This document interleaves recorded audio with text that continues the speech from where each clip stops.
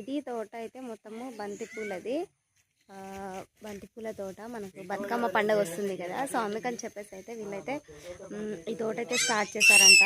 So ఈ ఆలోచన ఎలా వచ్చిందో, మరి వాళ్ళు ఎలా అయితే ఈ తోటని స్టార్ట్ చేశారో, మరి పూలు ఎన్ని రోజులకు పూస్తున్నాయో, వాళ్ళకి ఎంత పెట్టుబడి అయిందో, లాభం ఏమన్నా వస్తుందా లేదా అనేది మనం ఈ వీడియోలో అయితే వాళ్ళనైతే తెలుసుకుందాం. ఇక్కడ చూడండి, ఇది ఒక్కటే చెట్టు కానీ దీనికి ఎన్ని పువ్వులు ఎన్ని మొగ్గలు ఉన్నాయంటే మనం కౌంట్ చేసి 1 2 3 4 5 6 7 8 9 10 11 12 13 14 15 18 19 20. ఈ ఆలోచన ఎట్లా వచ్చింది మరి మీకు బంతి పూల అది తోట పెట్టాలని?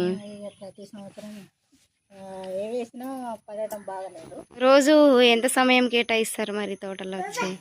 పొద్దున గంట వాకింగ్ లాగా అందరు వాకింగ్ చేస్తే మేము ఈ తోటలో. మొత్తం వ్లాగ్ త్వరలోనే వస్తుంది. Let's wait for a day.